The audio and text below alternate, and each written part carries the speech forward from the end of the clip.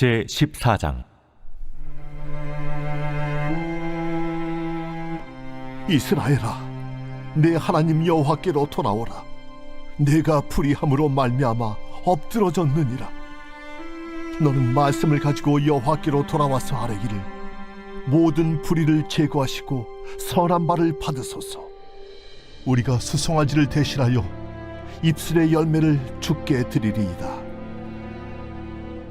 우리가 아술의 구원을 의지하지 아니하며 말을 타지 아니하며 다시는 우리의 손으로 만든 것을 향하여 너희는 우리의 신이라 하지 아니하오리니, 이는 고아가 주로 말미암아 긍휼을 얻음이니이다 할지니라.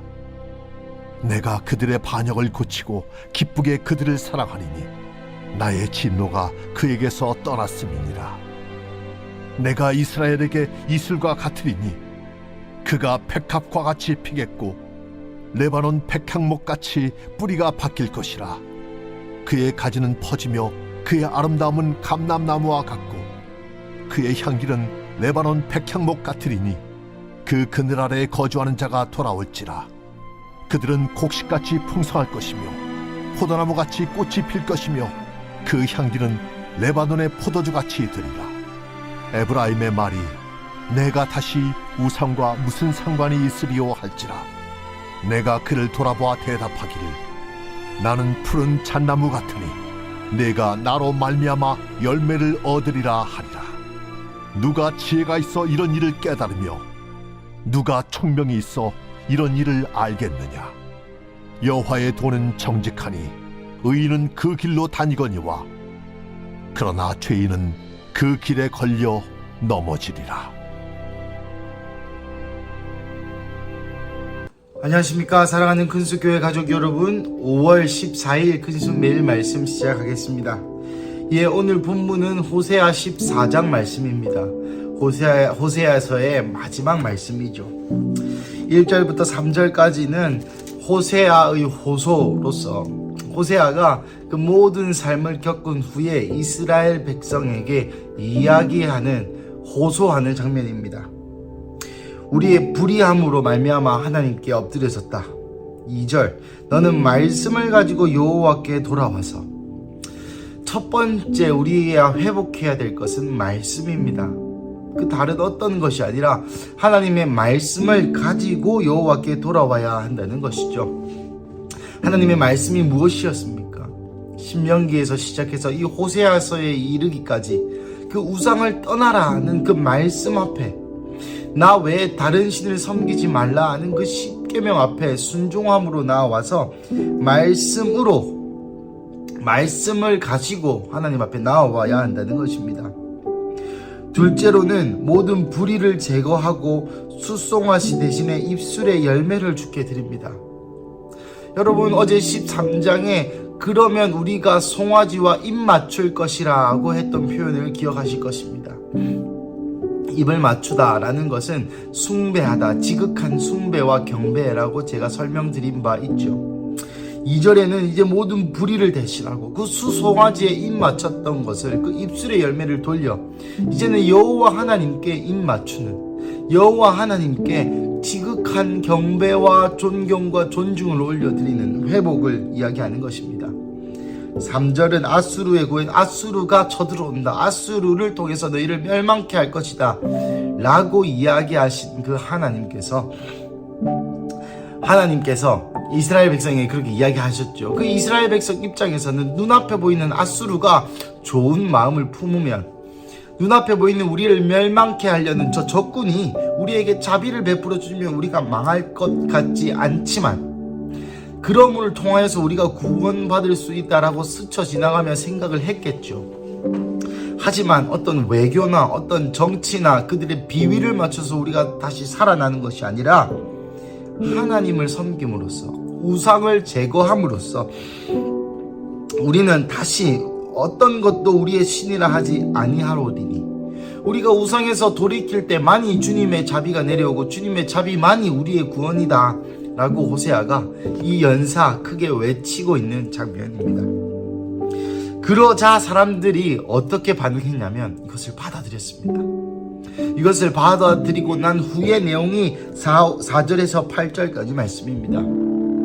방금 들으셨겠지만 참으로 하나님의 축복이 이슬과 같고 백합과 같고 레바논의 백합목 같고 아름다우는 감람나무와 같고 향기도 백합목과 같고 돌아오고 포도나무같이 꽃이 피고 레바논의 포도주 같이 되고 다시는 우상을 섬기지 아니하고 푸른 잣나무 같고, 이 모든 것은 축복과 번성과 번영과 이런 것들의 상징들로 가득 차 있습니다. 여러분 끝까지 한번 상상해 보십시다. 하나님이 13절까지만 해도 좋은 의미로 협박과 회유를 하셨지 않습니까? 그러면 너희 죽는다, 해산하는 여자가의 고통이 끝나지 않는 것 같이 될 것이다, 계속 쭉쭉쭉쭉 하나님의 그 경고와 진노의 말씀이 계속 향하여지다가 이 호세아의 호소를 통하여 사람들이 돌이키니까 하나님이 1초 만에, 하나님이 1초도 안 걸리셨을 것 같습니다. 하나님이 그 회개하려는 말이 나오는 바로 그 순간에 4절부터 8절까지 그 축복들을 쏟아내시는데, 이것이 하나님의 진심이었다는 것을 우리는 알 수 있습니다. 참 저는 이 본문을 읽으면서 이 같은 성경이 있는 게 맞나 싶을 정도로 참 이 실소가 나오는, 참 하나님 이렇게 말씀하실 거면서 1절부터 13절까지 뭘 그렇게 이 겁나게 하시나, 뭐 그런 생각도 조금 해보고요. 9절, 누가 이런 지혜를 깨닫고 누가 이런 총명이 있느냐? 여호와의 도를 알려주시는 분은 오직 여호와밖에 없다. 그러나 죄인은 그 길에 걸려 넘어진다. 여러분, 의인의 길은 죄인이 걸려 넘어지게 돼 있습니다. 무슨 말입니까? 정도 하나님을 섬기는 길은 죄인이 걸려 넘어지는 길이다 라는 것은 이 바른 길을 선택하면 죄인이 싫어한다는 겁니다. 또 이 바른 길이 있기 때문에 죄인들이 걸려 넘어지는 것입니다. 왜 그렇겠습니까? 이 바른 길로 가기 싫기 때문입니다. 이 바른 길로 살기 싫기 때문에, 이 바른 길이 있기 때문에, 이 바른 길에서 엇나갔기 때문에 죄인이라는 정체성이 규명되는 것이죠. 우리에게 죄란 하나님이 아닌 그 모든 것이 죄이기 때문입니다. 사랑하는 가족 여러분, 오늘 이 14장의 말씀을 저는 읽으면서 또 호세아 전체를 우리가 14일 동안 함께 묵상하면서 제 마음 안에는 마지막으로 하이라이트된, 마지막으로 강조된 부분이 있습니다. 그것은 바로 호세아의 삶입니다. 여러분 1절부터 3절까지의 말씀을 누구나, 저도 그 당시에 살았던 어느 선지자도 그 당시에 조금이라도 양심의 가책이 남아있었고 그 당시에 조금이라도 하나님을 경외하고 섬겼던 사람이라면 누구나 할 수 있는 말이 이 말입니다. 우리가 우상을 제거하자, 여호와께 돌아가자, 말씀을 가지고 모든 불의를 제거하고 우리가 수송아지 신앙에서 이제는 돌이켜서 하나님을 섬기자라고 누구라도 얘기할 수 있었던, 또 제가 상상해보기로는 그 당시에 이러한 목소리가 많이 퍼졌을 것이다 라고 상상해봅니다.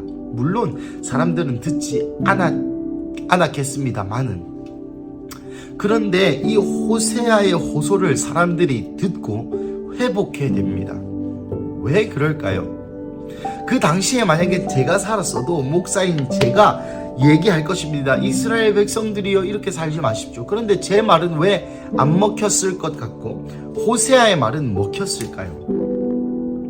호세아가 무슨 대단한 일을 해서입니까? 아닙니다. 호세아가 첫 번째로 하나님께 들은 음성이 고멜과 결혼하는 것이었습니다. 이 선택을 통하여 여러분, 지금 이 한국에서 가장 유명한 목사님께서 창녀랑 결혼한다고 얘기하면 여러분 어떤 시각으로 그분을 바라보시겠습니까? 음녀랑 타협했다 이런 얘기부터 수많은 손가락질을 하지 않으시겠습니까? 교인들이 그러겠죠. 또 나아가 그런 이야기를 할 때에 그 목사님이 하는 말을 여러분 신뢰하시겠습니까? 저 목사 창녀랑 결혼했는데, 몸 파는 여자랑 결혼했는데 이 말하는 말이 꼭 하나님의 말일까? 더러움이 묻어나오는 말이 아닐까? 여러분 솔직히 얘기하자면 저라도 의심할 것 같습니다. 하지만 호세아가 이 말씀을 선포할 때에 백성들이 들었던 이유는 삶의 권위가 있었기 때문입니다. 이것이 하나님으로부터 왔고 하나님께 순종했고 그 모든 것을 체휼하여 하나님 아버지의 마음을 가슴 깊이 깨달은 호세아의 말이었기 때문에 이 호세아의 말이 사람들의 마음을 울렸고, 이 호세아의 말을 통하여 성령의 영이 임하셔서 사람들의 마음을 터치했기 때문에 사람들 가운데 돌이킬 수 있는 은혜가 있었던 것입니다. 그렇다면 어떻게 호세아의 말을 통하여 하나님이 호세아를 사용하셨을까요? 바로 호세아는 삶을 바쳐서 하나님께 순종하였기 때문에, 그 삶의 권위가 있기 때문에 호세아가 하는 말이 먹히는 것입니다. 사랑하는 가족 여러분, 설교를 하는 저 같은 목사 입장에서는 이 본문이 상당히 부담스럽습니다.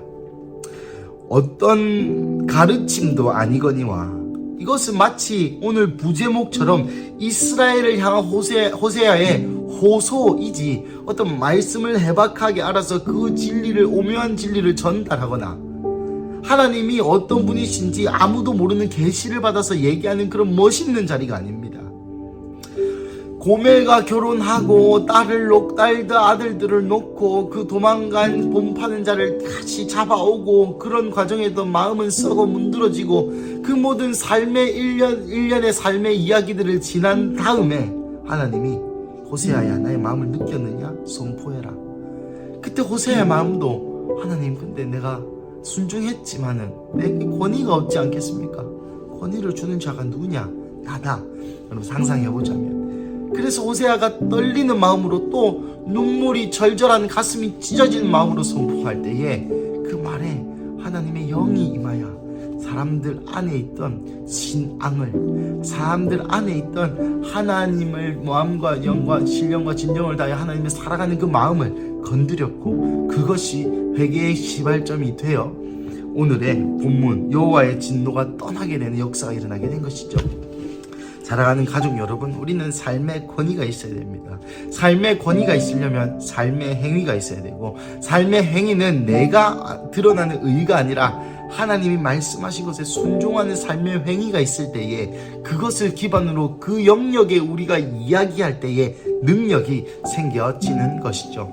사랑하는 가족 여러분, 이 1장부터 14장은 아버지 하나님의 큰 은혜와 또 신랑 되신 하나님의 큰 은혜도 있지만은, 그 이면에는 호세아의 완전한 순종, 모든 명예와 모든 사회적인 지위와 모든 돈과 그 모든 선지자로서의 사명을 하나님 앞에 내려놓은 그 철저한 순종도 있었다는 것을 기억하시면서, 오늘 우리가 하나님 앞에 순종할 수 있는 것이 무엇인지 생각하고 기억하며 오늘 하루의 순종을 이루어 우리가 얘기하는 말과 우리가 얘기하는 복음이 영향력 있고 권위가 있는 그러한 삶 되시기를 주님의 이름으로 축복합니다. 우리 함께 기도하시겠습니다.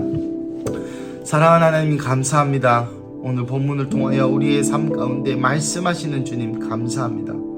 하나님, 수많은 날 동안 우리의 삶은 이스라엘 백성처럼 계속해서 주님의 음성을 외면하고 도망갔던 것들을 기억합니다.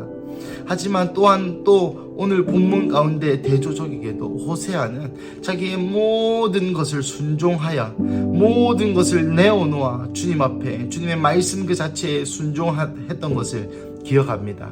사랑하는 하나님, 그 순종하는 자에게 삶의 행위와 삶의 어떤 근거가 있는 자들에게 그 권위를 주신 하나님, 우리 입에서 나오는 모든 사랑의 말과 성경의 말과 예수님에 대한 말들이 우리의 삶 가운데 체휼되어서 그것이 사람들의 마음을 울리고 영을 깨우고 부산의 부흥을 가져오고 하나님의 나라를 이루는 데 사용되게 하여 주시옵소서. 그래서 주님, 오늘도 우리의 삶이 여기에 있습니다. 우리의 삶을 받아 주시옵소서.